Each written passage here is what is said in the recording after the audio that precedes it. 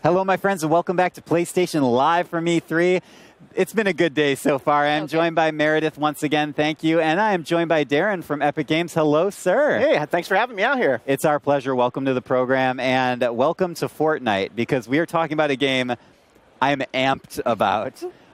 We just spoke downstairs, and basically Fortnite was like designed for me. This is what I always say. It's one of my dream games. It combines a lot of different genres in a lot of interesting ways. So tell me a little bit about how that kind of perfect storm came to be. Yeah, so we call Fortnite our cooperative action building game where you craft, scavenge, and ultimately build giant forts, all to defend them against hordes of creatures. And you get to do it in a giant procedurally generated world.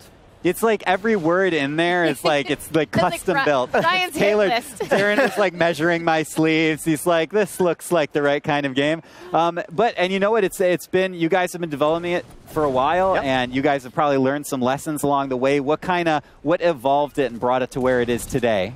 Let's see. I think the biggest thing that's changed through participation with our community is we used to have world ownership be held by a single player. So that would be if you spent 20 hours in a world and then I came and visited you, I would lose all my stuff. And everyone's like, Minecraft works that way. There's actually a lot of games that actually have that world ownership. But man, every time we're like, we want to make co-op, and so like it was kind of a little bit rough when you would join stuff and you lose all your equipment, all the stuff that you had earned.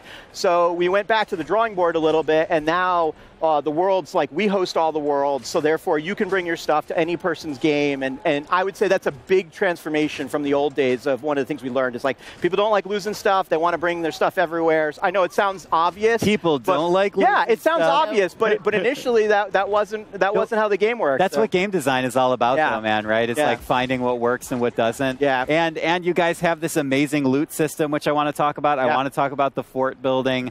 But really at the core, it's about repelling these huge waves of monsters, right? Can you tell people a little bit about how that's designed, like what the moment-to-moment is like for action? Yeah, so the moment-to-moment, you start by gathering all your materials. You've got to get crafting ingredients to build your guns, get your ammunition ready, and then have enough resources to build your forts. And we have a huge array of different mission types, everything from rescuing people, which focuses more about like exploration, or we have build missions where it focuses around actually building. Makes sense, right? And then we have missions like our Fight the Storm, which is an amalgam of all of those, where you've got to gather resources, build a base, and then you throw a switch, and that summons the storm, and that's where all the creatures come from. And those creatures try to come and destroy it, and the players have to hold the line. And the creatures are crazy. There's artillery, propane tank huts. They carry little propane tanks, and they try to get close to your base. You've got to destroy them beforehand. So yeah, and it's like, and so we dump all these tools in the hands of the player. We let them play the way they want and basically solve the mission. So unlike in previous versions, this is a little less defensive, and you're actually now going a little more offensive. We over time have actually grown that. We started from that core fortress defense, but people like to hey, I want to clear out this monster encampment. So there are people like who just like to shoot things. We incorporated mission stuff to that. Go figure. Talk a little bit about the monster design, because they have a very unique look. Yeah. Yeah, we went through a couple of iterations of that, and we started out with a very grim and gritty concept many years back, and it was like they were awesome and amazing, at least to my eye, but some of the artists were like, no, we really want to push ourselves out of this box and do stylization, and then that's where this came to be. And the creature design now is a bit more fun, vibrant. They're still a little grim. I won't say why. Sometimes people don't know why they're a little grim. But the flip side is that they also are fun, and they're sort of a little cartoony at times, and that's cool. And on the flip side, that stylization and that color goes into the characters and the heroes as well, which is a huge part of Fortnite that I have to hear you talk about, because it also is right up my alley. Yeah. So the hero development was super cool. Like we evolved out of a little bit of like, our current day survivors, the people that you rescue, sort of represent the inhabitants of Fortnite. And once upon a time, you could play as those guys, but we're like, we really wanted to make our guys feel a little bit more super heroic. We got our classes into the game. We've got 4 classes. We've got the ninja, which has double jumping, and our constructor, which allows us to amplify building. It allows you to they basically reflect damage or auto repair walls, or the Outlander allows you to see treasure through walls while they're exploring, or the That's Commando right? And if you like to explore, that's your class. and then our soldier, which is a sort of the run and gun class for the people that like to shoot things, throw grenades. But all those things, once we had those concepts, we were like, well, we want these guys to be bigger, tougher, and they feel like they are special and unique. So that's where this new iteration of the hero designs and where you see our new art. Can the monsters actually attack your forts and destroy them? And is there a way for you to rebuild certain parts, or do you have to start all over again? So that's a great question. So we've got basically two different aspects of the game. We have our mission areas where you join up with other players and you go and execute a mission. Those missions are like you just get a session together, you go into that procedurally generated world, and you save people or shoot a giant laser into the storm and dispel it. Or you go back to your home base, and that's your area where you can persistently build, and you can bring resources back and grow that fortress over time. And the bigger the area that you hold with that fortress, the more the map unlocks. So we have a best of both worlds where it's like, yeah, this is the area where you and then you can invite your friends in to play that too. But that's where you can go and nest. Let's talk about the glowing blueprint that you hold when you're building, because it's my favorite thing. But also, we're kind of seeing in this footage, and that we were seeing in that footage. The ability for you to build, construct, and kind of customize on the fly, which is interesting to me because that's a design challenge, right? To be able to, hey, I need to be fighting. I also need to be able to quickly rebuild and repair my fort. I mean, how did your designers and the UI folks tackle that challenge? Yeah, I mean, that was one of the things we really wanted to land relatively early, and the design pattern that you saw allows players to just edit that 3x3 squares and create different pieces. So they can be like, if you want to build a door, you remove 2 pieces. You want to build a window, you remove 1. And it's basically that simplicity allows players to sort of master building.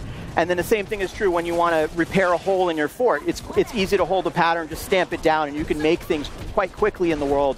And it was one of the things we asked about early on. We wanted building to look good, and so and one of the ways you do that is you make it easy for people to do that. Can you do that when you're laying traps and building your little mazes to stop people from getting into your fort? Yeah, I mean that's what you generally, when you look at our advanced players, they'll roll out and they'll lay down all the flooring, and then they'll switch, and then they'll lay down all the little fences so they can shoot over them, and then one of the teammates will come in and then they'll lay down the floor traps. And with a huge variety of traps, everything from spike traps that you'd expect, electrical traps, but we also have push traps that can fling creatures up. Or and our expert players, they'll be able to fling creatures into the air and then hit them with another trap and then knock them off cliffs. So we allow the players, again, the tools are up to them to what they do, and the procedural worlds let them play around with that. That's so fun. Before we let you go, I have to ask about loot. I mean, tell me about that sweet, sweet loot, because you guys really emphasized that in the big trailer that came out recently. I got to know. Yeah, so we have a loot system. It's pretty deep. It's RPG. It's for those people that are like the Diablo style of rarity, from common to legendary. That's the kind we have, and you are able to earn schematics. And those schematics are the plans that you are able to build in the world. And so you can level them up, and they have different rarity, and then basically you carry those with you throughout the game. And one of the cool things, at least we think so, for co-op, allows you to craft those guns, and then you can give them to other players. So if you have a huge library of schematics and your buddy is over there and he's like, I'm just starting, it's okay. You can give them a cool gun and they can run around and shoot it. We wanted to incorporate that level of cooperative into the game. Everything that I want. And I think you guys made some announcements today about a couple little PlayStation goodies. Maybe you could, if you don't mind going into it. Oh yeah, that's right. For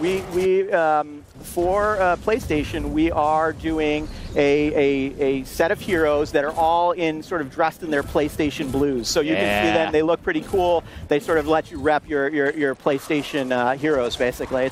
They're pretty awesome looking. All right, awesome. Sweet. Well, you know what else I think is awesome? You and this game. So I really appreciate you coming on and telling us about it. Meredith, thank you so much for joining me again. Pleasure. And ladies and gentlemen, that was Fortnite, and we will actually have a little more detail about what Darren was referring to on PlayStation Blog. So go to PlayStation.blog to check it out later tonight. And we have more coming to you tonight from PlayStation Live from E3. Do not go anywhere. Stay with us.